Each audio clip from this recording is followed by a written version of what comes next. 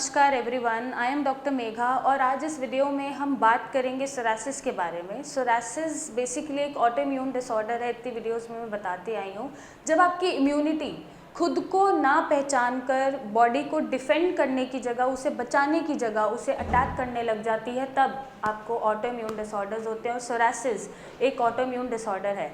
आज हम ऐसी टिप्स के बारे में बात करेंगे जिससे इम्यूनिटी को हम रिवर्स कर सकते हैं, जो सोरासिस बन रहा है उसको रिवर्स कर सकते हैं और अपने ऑटोइम्यून डिसऑर्डर को हम रिवर्स करने में सक्षम हो सकते हैं, जिससे सोरासिस को हम बढ़ने से रोक सकते हैं और अपनी इम्यूनिटी इन्हांस कर सकते हैं। यहाँ पर कुछ टिप्स बताऊंगी मैं जो आपकी इम्यूनिटी बूस्ट करके ऑटोइम्यून डिसऑर्डर को रिवर्स करेगा और सोरासिस आपका ठीक करेगा।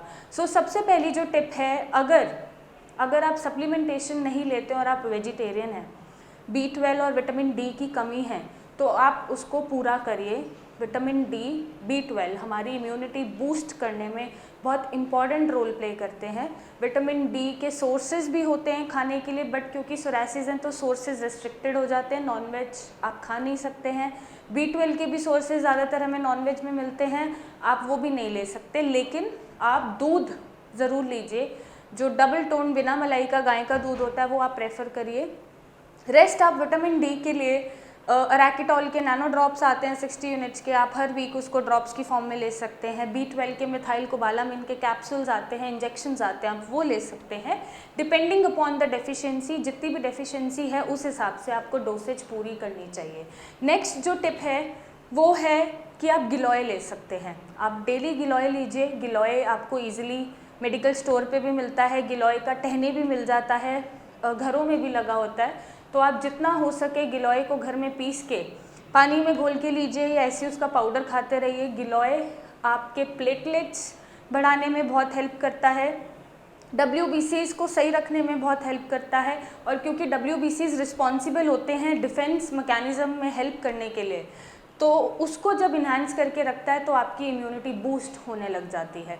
तो आप गिलोय डेली ले सकते हैं। नेक्स्ट आप डेली अगर आप देखें तो पपाया के पत्ते, पपीते के पत्ते मिलते हैं।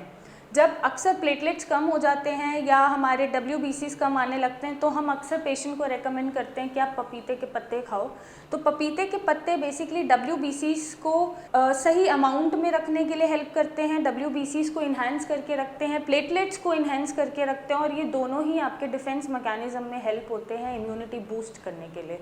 तो आप पपीते के पत्ते डेली ले सकते हैं। उससे क्या रहेगा, आपका पेट भी साफ रहेगा, जो भी लिवर के टॉक्सिन्स बन रहे हैं, जो भी आपको रेस्टलेसनेस हो रही है, खुजली हो रही है, जलन हो रहा है, सोरासिस बढ़ रहा है, टॉक्सिन्स जो बढ़ते जा रहे हैं बॉडी में लिवर के और जो आपको सोरासिस बढ़ाता जा रहा है, उसमें हेल्प करेगा और आपके टॉक्सिन्स भी रिमूव करेगा। नेक्स्ट आप चिरायता ले सकते हैं। अब मैं बात करूं, चिरायता आपका काम करेगा ब्लड प्योरीफिकेशन में। जैसे सोरासिस है तो ऑफकोर्स सोरासिस जो हो रहा है, कई तरह के सोरासिस में ब्लड प्योरीफाई नहीं हो पाता, जैसे ग्यूटेट सोरासिस है। ब्लड प्योरीफाई करने के लिए और सही अमाउंट में आयरन बनाए रखने के लिए चिरायता हम प्रेफर करते हैं। आप चिरायता उसको लिक्विड फॉर्म में ले सकते हैं। चिरायता आपका ब्लड प्योरीफाई करके रखेगा और जो भी दाने जैसे सोरासिस आपको बन रहे हैं वो नहीं बनेंगे। नेक्स्ट आप ले सकते हैं कुटकी। कुटकी बेसिकली हमारा लिवर पे काम करता है, एज लिवर टॉनिक काम करता है। लिवर में जितने भी टॉक्सिन्स बन रहे हैं और जो कॉन्स्टिपेशन रह रहा है, जो फ्रीक्वेंट आपको कोलाइटिस बन रहा है, पेट साफ नहीं हो पा रहा है, जो टॉक्सिन्स एलिमिनेट होने चाहिए वो एलिमिनेट नहीं हो रहे हैं और बॉडी में ही घूम रहे हैं और सोरासिस बना रहे हैं या बढ़ा रहे हैं, तो कुटकी आपको आपके टॉक्सिन्स एलिमिनेट करने में हेल्प करेगा। उससे आपका लिवर हेल्दी रहेगा और जो सोरासिस, जो ऑटोइम्यून डिसऑर्डर की वजह से सोरासिस हो रहा है, वो रिवर्स हो जाएगा। और ये आप मैनेज कर सकते हैं। मेडिसिन छोड़ने के बाद भी आप इसको ऐसे ही रखिए। इस तरह से सोरासिस को मैनेज किया जा सकता है, दोबारा सोरासिस नहीं आता है।